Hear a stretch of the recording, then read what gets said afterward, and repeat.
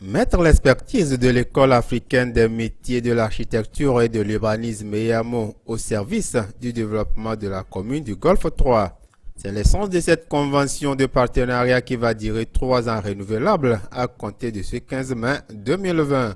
Durant cette période, les projets de modernisation de la commune seront confiés à l'EAMO.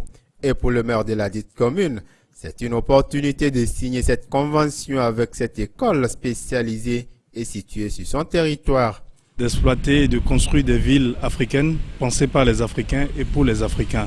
L'EAMO est, je dirais, le cocon de l'intelligence architecturale africaine. Et pour nous, c'était très important, étant une commune qui abrite cette institution, de profiter de leur savoir-faire pour définir notre politique, pour bâtir notre commune. Je pense que ce sont des spécialistes de l'urbanisation, de l'architecture, du génie même communautaire. Donc ils ont beaucoup d'expérience à nous apporter, beaucoup de savoir. Nous avons une commune jeune qui est en cours de construction. Ils ont beaucoup d'expertise à nous apporter dans ce domaine et autant d'étudiants réunis, je pense que ça ne peut qu'être des points positifs. Ouais.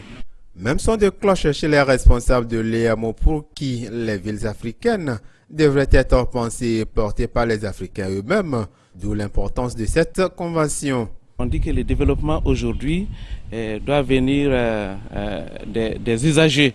Donc c'est dans ce contexte que ce mariage, si on peut le dire, entre la commune du Golfe 3 et l'EAMO, c'est un bon couple pour penser d'abord les villes africaines. Parce qu'on dit toujours que l'Afrique c'est l'avenir. Il y a des pronostics ou même des statistiques qui vont très loin, que c'est l'Afrique qui va être vraiment l'avenir du monde. Et dans ce sens, il faut que nous les Africains d'abord nous soyons au centre de ces activités.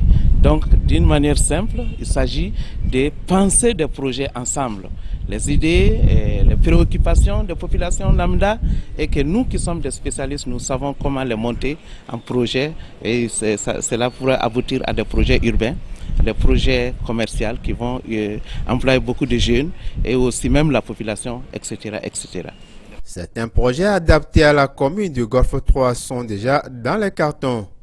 Les premiers projets qui sont en gestation, c'est surtout des projets environnementaux, c'est-à-dire des réalisations des centres, des petits centres commerciaux et en même temps écologiques pour l'utilisation des usagers de la ville et aussi permettre de faire un peu, d'élever le sens lucratif. Faire un peu de l'argent et lutter contre la pauvreté. L'EAMO, il faut le rappeler, est une école qui forme les architectes et urbanistes venus de tout le continent africain.